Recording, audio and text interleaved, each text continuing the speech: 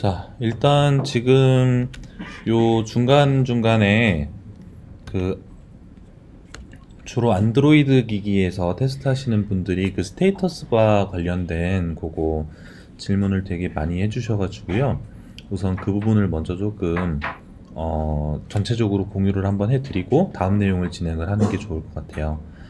그래서 지금 이제 뭐 아이폰 같은 경우에는 이게 노치가 이렇게 있거나 아니면은 이제 노치가 없는 경우에도 그 스테이터스 바가 있지만 스테이터스 바가 이제 투명하게 표시가 되는 일이 없고, 그래가지고 그게 이제 투명한 부분까지 컨텐츠가 차가지고 겹치는 일이 별로 없을 겁니다. 근데 제가 여기서 안드로이드 에뮬레이터를 하나 돌려볼게요. 제가 여기 세팅을 해놓은 것도 딱 그 투명한 그게 일어나는 거거든요. 그래서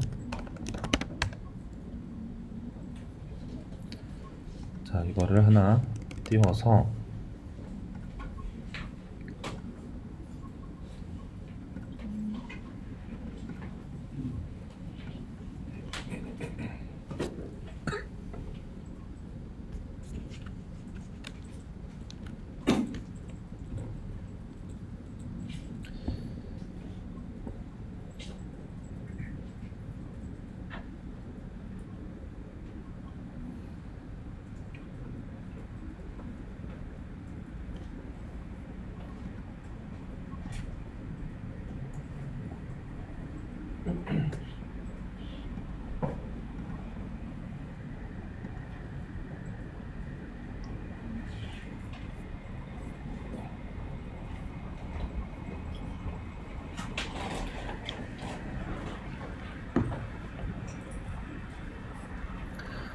자, 그래서 이렇게 띄우면은 여기도 이제 그 이런 식으로 위에 있는 컨텐츠가 스테이터스 바 부분까지 꽉 차서 표시가 되면서 이런 문제가 발생을 할 겁니다. 특히 이제 뭐 그 안드로이드 같은 경우에는 사실 이게 이제 아이폰에서도 이게 아래로 당겨진다고 해도 이제 입력하는 영역이 조금 확보가 돼야 되는 거는 어차피 마찬가지지만, 그래도 아무튼 그 안드로이드에서는 이게 이제 당겨지는 효과 같은 게 없어가지고 더 이제 이게 아예 안에 파묻힌 것처럼 보이게 되는데요. 자, 그래서 이거를 해결을 할 수 있는 방법은, 근데 이거는 이제 특히 이제 엑스포 쪽에서 많이 발생을 하는 현상이고, 엑스포에서도 공식적으로 이제 이런 거 관련해 가지고 포럼에 검색을 해보면 제일 많이 나오는 게 여기 있는 그 콘스탄츠라는 걸 이용을 해 가지고 해결하는 방법을 많이 안내를 해줍니다. 그래서 이거를 검색을 해보시면 아마 이거 관련된 부분들이 많이 나올 텐데, 그거 방법을 소개를 좀 해드릴게요.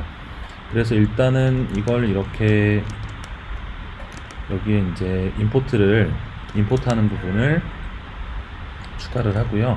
보통은 이제 제일 바깥쪽 이제 그 앱.js에 한 번 정도만 딱 세팅을 해주면 됩니다. 거의 모든 페이지에 다 작업을 하진 않아도 되고요. 뭐 구조를 어떻게 짜냐에 따라서 이제 다릅니다만. 자, 그래서 여기에 콘스탄츠의 플랫폼이라는 걸로 이게 iOS인지 아니면은 안드로이드인지 뭐 이런 것들을 알 수가 있고요. 근데 요거를 이용하지는 않고 이거는 저희 다른 걸 이용할 건데, 중요한 거는 여기 콘스탄츠의 스테이터스 바 헤이트에 대한 이런 속성을 별도로 제공을 하고 있어요. 그래가지고 이거를 이제 마진 탑 쪽에다가 넣으면 되는데요. 자, 이거 이런 식으로 되겠죠. 마진 탑에다가 콘스탄츠의 스테이터스 바 히트를 넣어서 제일 바깥쪽 세이프티 에리어 뷰에다가 이렇게 넣으면 되는데, 근데 이렇게 하면은 스테이터스 바 헤이트가 이제 사실 안드로이드에서만 잡히는 게 아니라 아이폰에서도 잡히거든요. 그래서 이렇게 작업을 하게 되면은 여기에 이제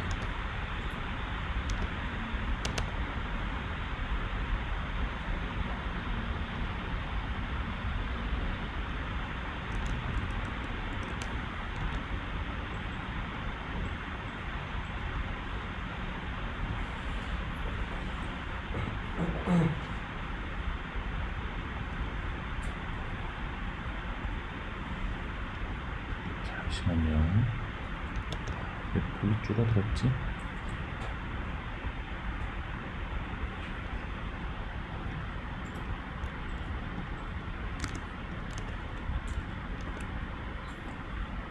잠깐만 디버거를 좀 열어서.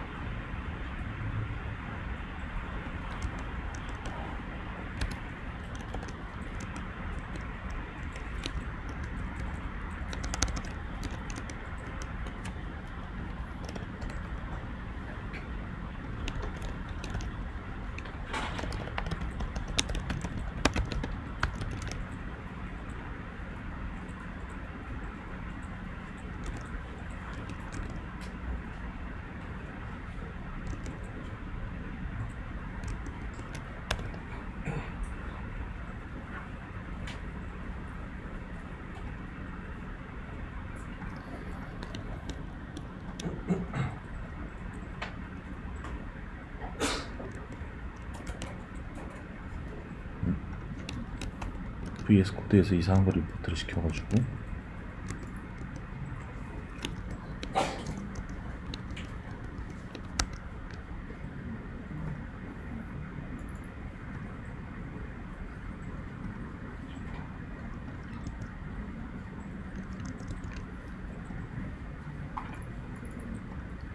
자, 지금 번들러 오류 나는 거 잠깐 지금 오류가 나가지고 갱신이 안 되고 있었던 것 같고, 지금 이쪽에 지금 위에 요 크기만큼 요게 딱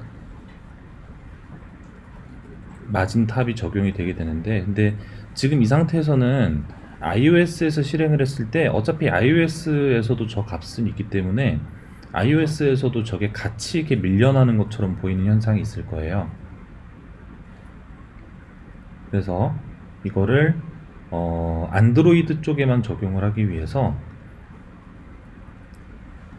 자, 여기 리액트 네이티브 API 쪽에 보면은 여기에 플랫폼이라는 API가 있습니다. 어디 있나?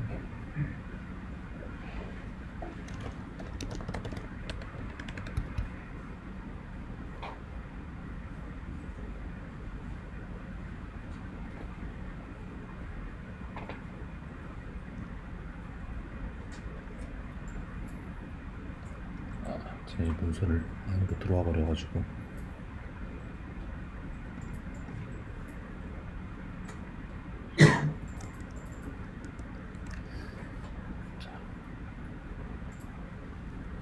여기 임포트 하는 쪽에다가 제가 플랫폼 하나를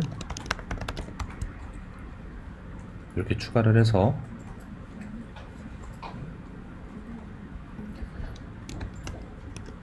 여기 이제 그 조건을 이런 식으로 안드로이드일 때에만 마진탑을 스테이터스 바 헤이트 크기만큼 지정을 한다라고 이렇게 설정을 해주면,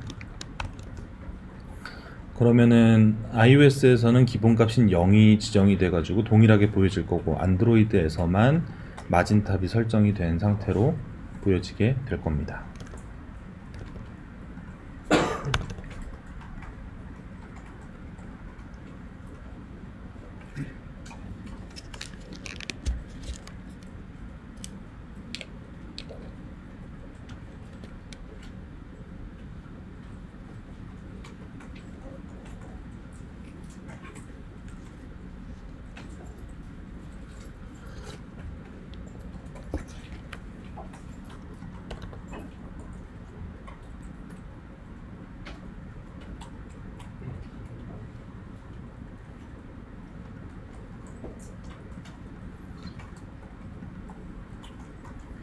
잠시만요, 멈춰가지고 다시 한 번만 실행을 좀 시키겠습니다.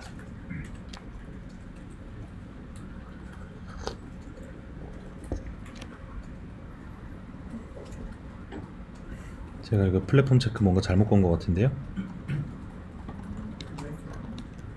OS가 대문자 네.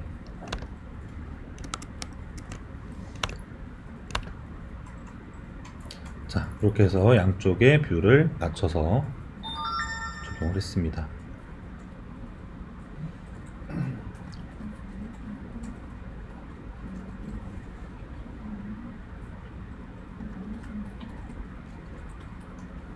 자, 안드로이드 에뮬레이터 잠깐 끌게요. 지금 저도 이거 같이 돌리고 녹화까지 뜨고 하니까 너무 내가 힘들어해서. 자, 이거를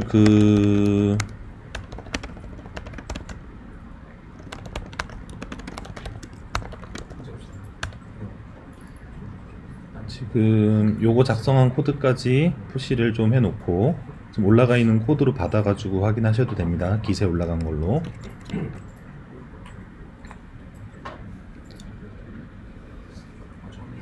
자, 그래서 이 내용 정리할 시간 뭐 사실 그냥 받아가지고 보시기만 해도 되고, 이거는 뭐 크리티컬한 부분이 아니어가지고 뭐 한 2분 정도만 좀 정리할 시간 드리고 바로 다음 내용으로 넘어가도록 하겠습니다.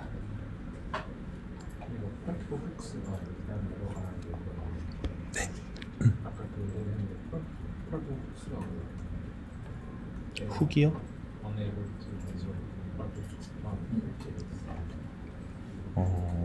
그거는 듣기만 해서 모르겠는데 봐야지. 아까 전에 넷 쓰지 않고 그냥 S 좀 이용돼 있었는데 넷에 있어가지고 마지막으로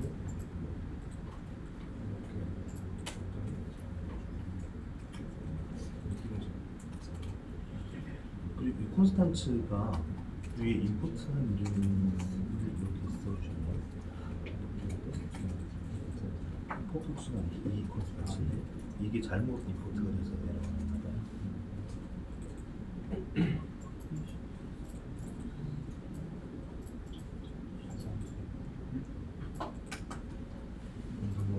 일단 새로 고치면 표시가 안 되는 어디로 다시 실행하는. 다시 썼다가 네.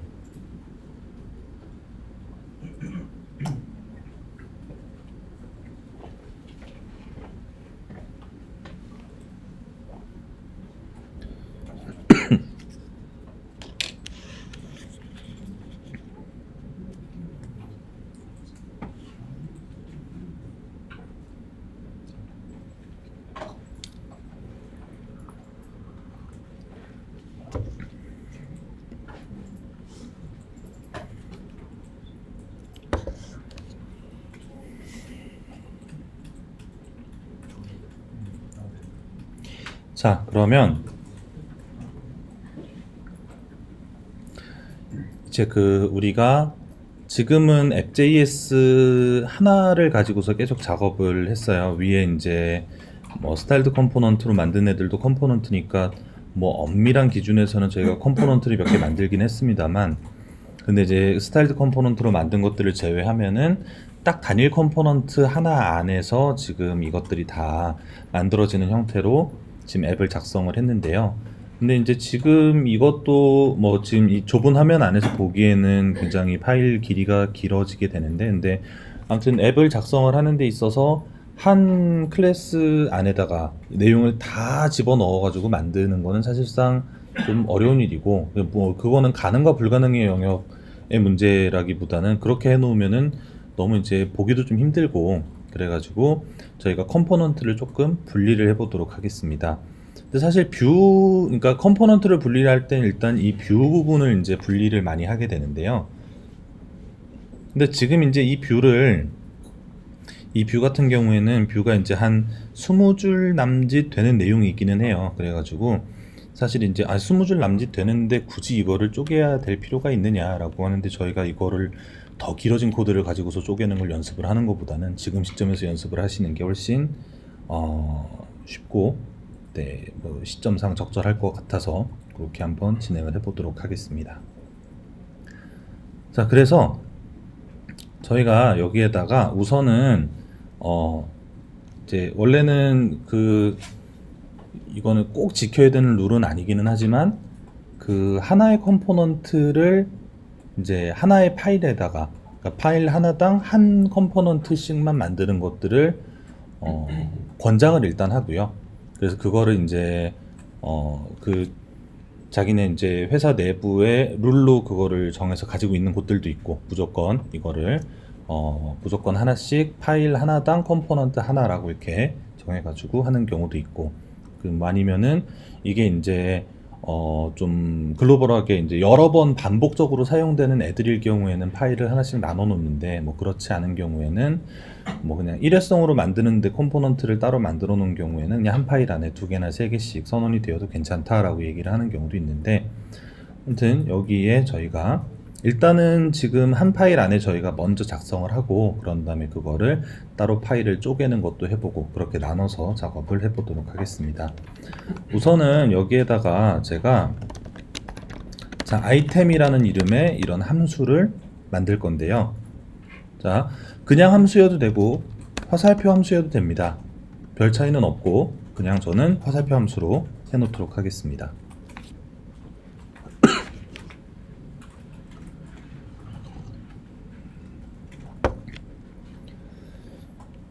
자, 그래서 함수형 컴포넌트라는 것은 결국 이렇게 리턴을 하는데, 이 안에 이제 돔을 이렇게 지금 어떤 돔 리턴할지는 아래 있기는 있지만 복사를 해온 건 아니니까 빈 태그로 이렇게 작성을 해서 뭐 이런 내용들을 리턴을 하는 이런 형태로 함수형 컴포넌트를 작성을 하게 되는데요.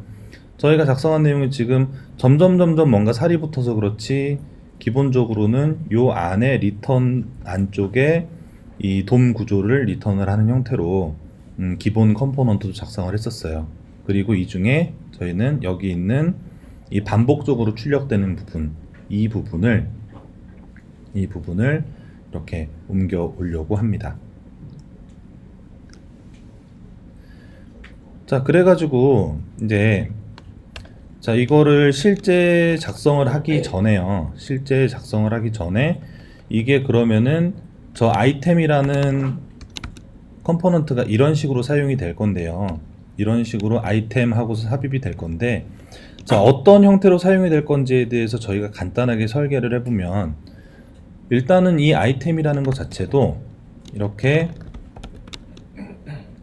키가 할당돼야 되는 거는 맵 안쪽에 들어가는 이상 강제사항이니까 이거는 당연히 들어가게 될 거고, 그런 다음에 반복할 때 이제 이 아이템 안에는 저희가 투두리스트 생성을 할 때 아이디를 하나 생성을 하고요. 그런 다음에 그 안에 들어가는 내용 생성을 하고, 그래서 총 2개의 값을 만들게 되는데요.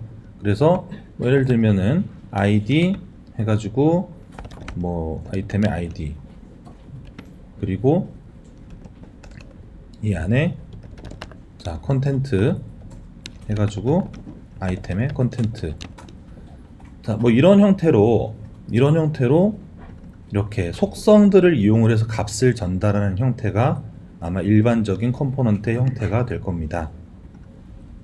그래서 이런 식으로 쓰는 거를 생각을 해볼 수도 있고요.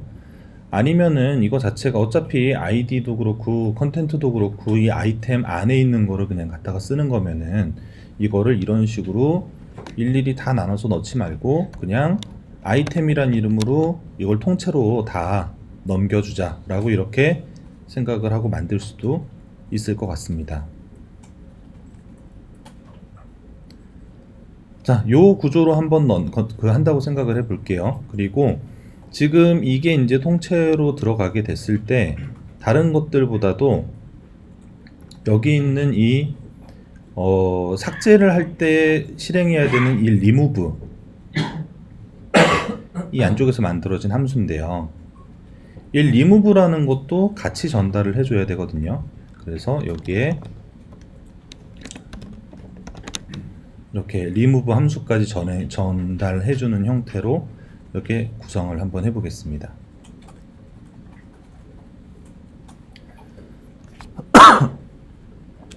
자, 그래가지고 props 같은 경우에는 이거는 이제 props 같은 경우에는 어떤 이름으로 무슨 값을 전해줄지를 결국은 내가 설계를 해야 되는 부분이기 때문에 뭐 이 부분을 어떻게 설계를 하느냐는 그 만드는 사람들의 취향이나 이런 게 굉장히 많이 반영이 되는 부분이에요. 그래가지고 저는 사실 오브젝트를 보통 다 넘겨주는 형태로 합니다만, 오브젝트를 다 넘기는 형태가 좀 시리시다거나 그런 경우에는 원하시는 형태로 바꿔서 작업을 하셔도 돼요. 아무 상관없습니다. 자, 그러면은 여기 이제 함수형 컴포넌트에 이 전달받는 인자에 props라는 이름으로, 보통 이제 props라는 이름으로 값을 받게 되는데, 그런 다음에 여기에 자, 콘솔 로그 props의 아이템, 저희가 여기에서 아이템이라는 이름으로 넘겨준 게 하나, remove라는 이름으로 넘겨준 게 하나, 키 같은 경우에는 보통 안쪽에서 잘 안 씁니다. 키는 이 맵에서 이제 맵을 돌려가지고 리액트가 자체적으로 사용하도록 두고, 저희는 저거는 잘 사용을 하지 않고요. 자, 그래서 이 아이템의 id를 찍으면은 여기 이제 저희가 생성을 했었던 여기 있는 이 뉴데이트에서 getTime 한 다음에 toString 한 그 값이 여기 나올 거고요. 뭐 이제 뭐 이런 숫자 형태로 값이 나올 거고요. 콘솔에 로그 해가지고 props의 아이템에 이제 컨텐트 하면은 여기 이제 입력을 한 할 일 내용이 로그에 찍힐 겁니다. 그런데 이제 여기에 이 props를 받게 될 때, 이 props를 그냥 이런 식으로 받는 것보다는 이제 그 안에 있는 값들, 예를 들어 뭐 내가 props 안에서도 아이템이라는 애를 갖다가 쓸 거다라고 하면은 이런 형태로 쓰는, 그래서 이거는 구조 분해 할당이라고 표현을 하는 방식이고요.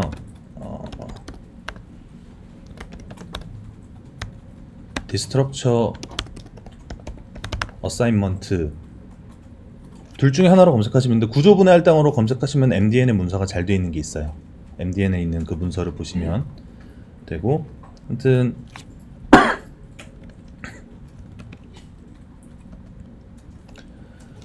자, 아까 이제 props로 받았던 것 중에서 이제 그 안에 있는 값을 이런 식으로 받아올 때, 이런 식으로 할당을 하면은 여기에 props의 아이템의 id가 아니라 그냥 우리가 아예 이제 이 아이템을 가지고 오겠다, props 안에 있는 것 중에서 아이템을 뽑아서 가지고 오겠다라고 이렇게 내부에 있는 애를 딱 지목을 해가지고 불러오기 때문에 이런 식으로 축약을 해가지고 작성을 하실 수가 있습니다.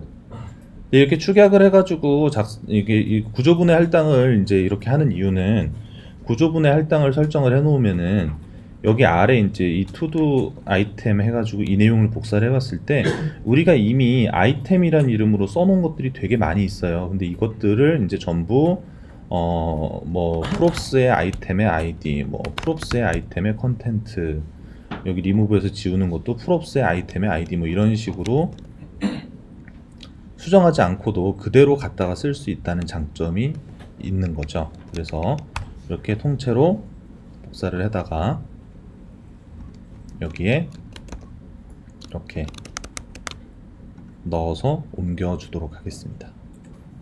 그리고 여기 이제 이 remove 같은 경우에 원래는 아까 같은 함수 안쪽에서 선언이 되어 있는 이런 함수여가지고, 화살표 함수여가지고 그냥 이름으로 호출을 했는데, 지금은 그게 아니고 이제 props로 전달되는 remove라는 이름의 함수죠. 그래서 여기 구조분해 할당하는 데다가 자, remove라는 props도 받아서 쓸 것이다 라고 하고, 여기 remove 뭐 이제 이 내용을 변경하지 않고 그대로 두고, 자, 이렇게 변경을 하면은 우리가 별도로 분리되어 있는, 나눠져 있는 그런 걸 만들 수가 있습니다.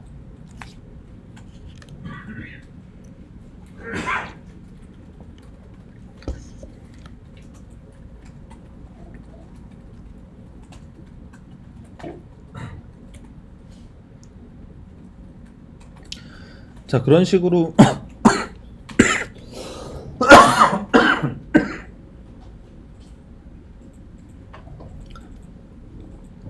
자, 그런 식으로 여기 이제 입력하는 부분도 별개의 함수형 컴포넌트로 나눌 수가 있는데, 그거는 이제 지금 여기까지 빨리 따라오신 분은 그거 나누는 것도 한번 해보시고, 일단 그거는 꼭 나누지 않아도 되니 지금 이제 요거 아직 작성하고 계신 분들은 이렇게 나누는 부분들, 지금 저기 스크롤이 좀 밑에 있어가지고 만든 컴포넌트가 어떻게 사용되는지는 여기 제가 주석으로 밑에 이렇게 달아 놓을게요.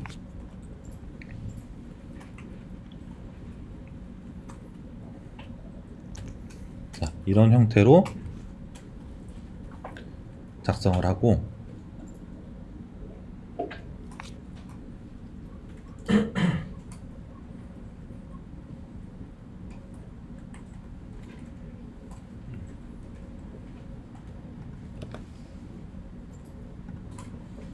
자 그러면 잠깐만요.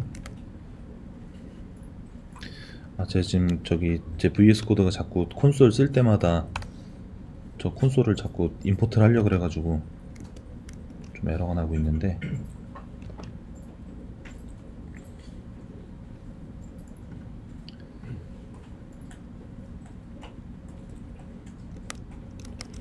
자동 완성을 물어보고 해야 될 텐데 얘가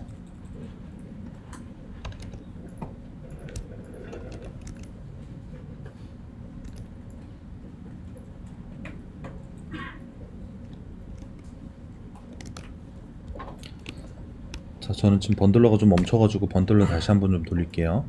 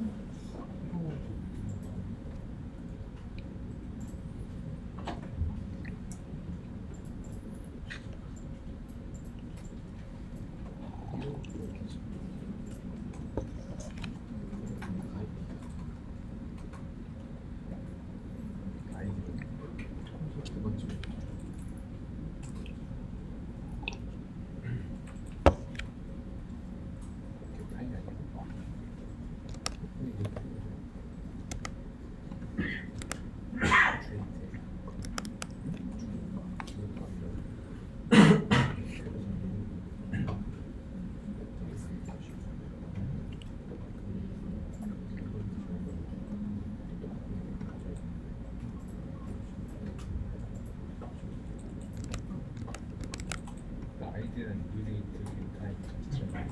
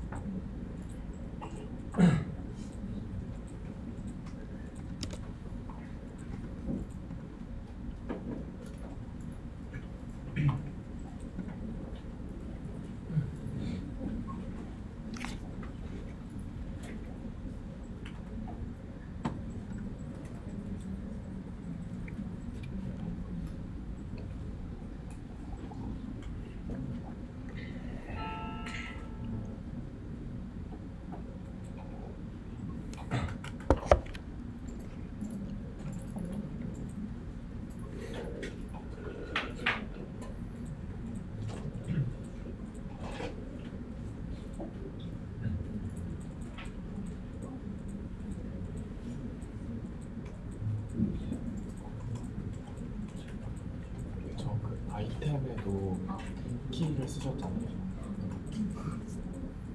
저, 예요. 네. 네. 근데 저 투두 아이템에도 키를 똑같이 쓰신 거잖아요. 아, 이거는 이건 안 써. 안 써도 되는데 제가 복사해 온 다음에 안 지웠네요. 뭐 있는 게 뭐 차이를 부르진 않는데 저기는 필요 없는 부분이니까 저기는 안 넣는 게 맞겠죠.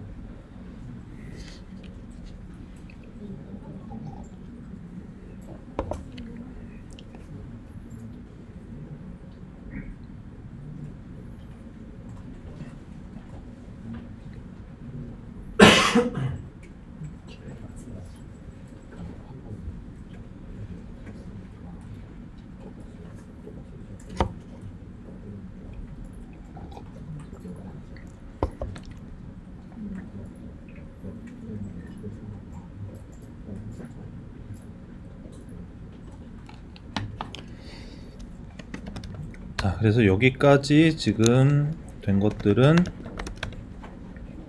지금 혹시 그 뒤에 진행을 할 때 못하신 분들은 받아서 하시라고 여기까지 끊어서 제가 업로드를 한번 커밋을 한번 하고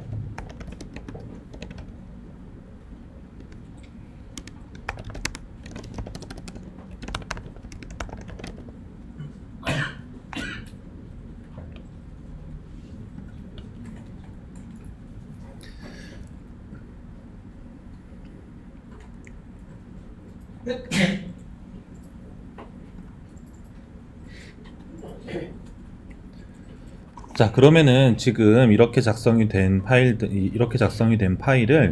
저희가 좀 파일을 아예 나눠서 컴포넌트를 아예 나눠 가지고 다른 별개의 파일에다가 담아 보도록 하겠습니다. 지금 이제 여기 그 구조상에 지금 여기에다가 컴포넌트는 이제 보통 컴포넌트를 만들게 되면은 컴포넌트는 여러 개 작성을 하게 되니까 이거를 그냥 이 작업 루트 디렉토리에다가 막 늘어놓는 것보다는 여기에 디렉토리를 하나 만들어서요. 그래서 컴포넌츠라고 제가 디렉토리를 하나 만들고 이 안에다가 파일을 만드는데, 자, 아이템이라는 컴포넌트에 대해서 만들 거니까요. 제가 이름을 동일하게 item.js라고 맞춰 놓고 그런 다음에 여기 있는 내용을 그대로 복사를 해다가 가지고 오고요. 자, 이렇게 그대로 가지고 온 상태에서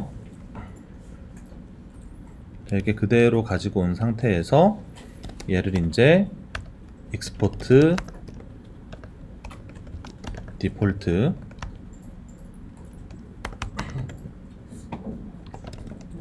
아이템이라고 위에 만든 이 아이템을 이렇게 익스포트를 시켜 주도록 하겠습니다.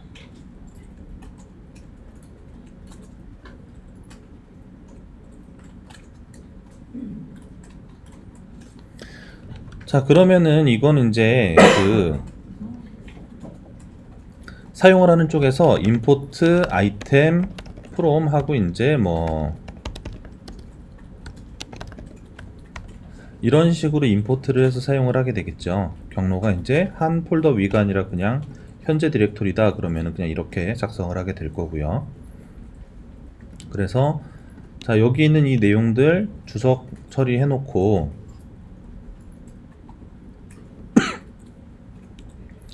저쪽에 남은 코드가 있으니까 이제 지울게요. 아예.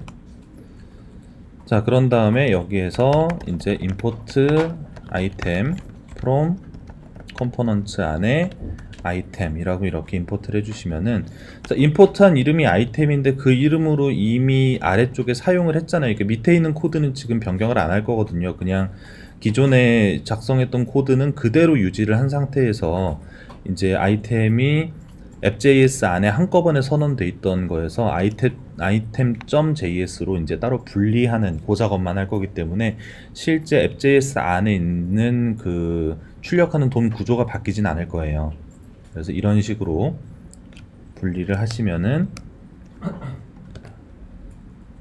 얘가 이제 내용 자체는 뭐 지금 작성하는 그 투두 리스트 자체는 계속 같은 구조로 들어가고 있습니다만 이렇게 사용을 할 수가 있고요. 아, 제가 가끔 가다가 요 에러를 만나시게 될 텐데, 지금 제가 앱.js는 기본적으로 위에 import react가 돼 있는 상태인데 지금 여기 item.js에는 리액트를 임포트를 안 했어요. 그러니까 실제 코드상에 리액트를 쓰는 부분이 한 부분도 없어도 JSX를 쓰려면은 일단 무조건 리액트는 한번 임포트를 해야 되는데, 이렇게 해서 작성하시면은 되겠습니다. 아, 제가 저것도 안 갖고 왔군요. 지금 여기 투두 아이템이 제가 아까 이거 스타일드 컴포넌트 만든다고 했던 요거니까 이것도 좀 같이 복사를 해다가 위에다가 붙여 넣어주고 스타일드도 임포트를 해야 되겠군요. 스타일드 컴포넌트의 네이티브. 자, 이렇게 임포트를 해주면 텍스트랑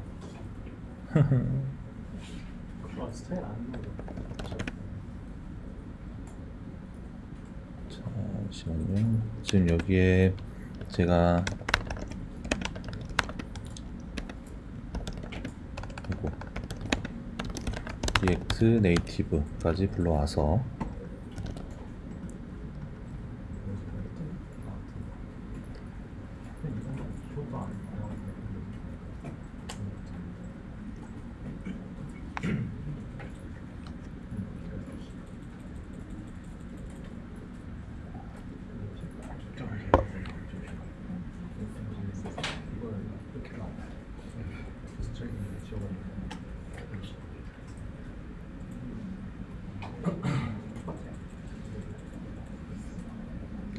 자, 제가 VS 코드를 여기 와서 할 때 말고는 사실 잘 안 쓰는데 아마 그 VS 코드에도 그 플러그인 있을 거예요. 그 리액트 코드 복사해서 붙여넣기 하면은 위에 임포트 자동으로 해주는 플러그인이 아마 있을 겁니다. 그래서 그거 찾아서 쓰시면 좀 편하지 않을까. 저는 일단 제가 쓴 에디터에서는 임포트를 자동으로 해줘가지고 제가 그 습관 때문에 자꾸 위에 임포트하는 걸 까먹습니다.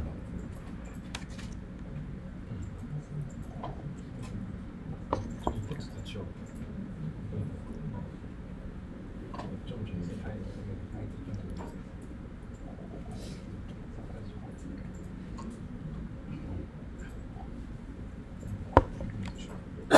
그 임포트 안 해도 돼. 어떤 거요? 아이템 좀 제니스 임포트하고 그거 위에 리액트나 그런 것들 스타일이나 그런 거안 써. 그렇군요. 저는 일단 안 쓰니까 에러가 나길래 잠깐 지워볼까요?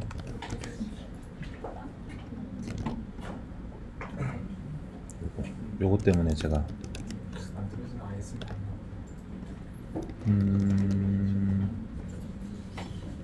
근데 실제 iOS하고 안드로이드하고 약간 안에 그 자바스크립트 엔진이 좀 다르긴 달라서 근데 이거는 차이가 안 나야 될 것 같은 부분이긴 한데 아무튼 이거 무조건 iOS로 해야 되는데.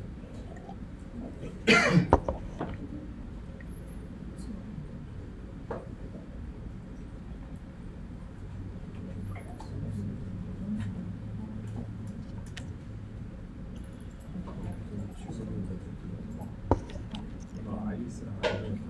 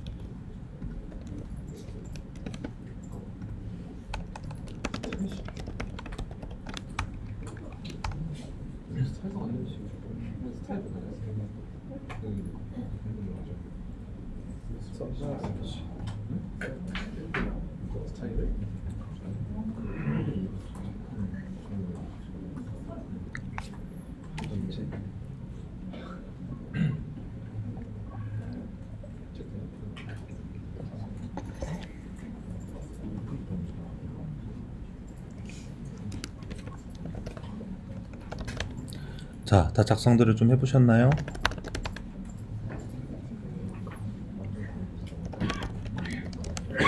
자, 그러면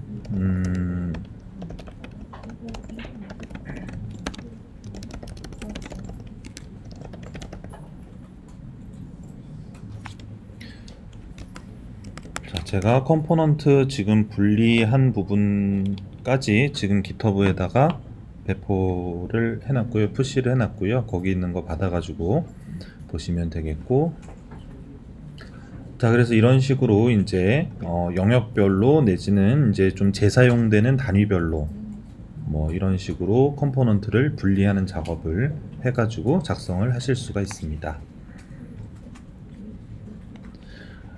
근데 이제 정말 이게 이제 공용으로 뭐 사용이 되는 거다라고 생각이 될 때에는 이거를 작성을 하시고서 쪼개는 것보다는 애초에 이제 아예 뭐 그런 경우에는 뭐 디렉토리 이름을 잘 구분을 해 놓는 것부터 이제 중요한 작업이 되기 때문에 정리를 좀 하시면서 미리 만들어 놓고 그런 다음에 불러와 가지고 적용을 하시는 편이 더 좋겠죠. 자, 아무튼 그렇게 작업을 해 봤습니다.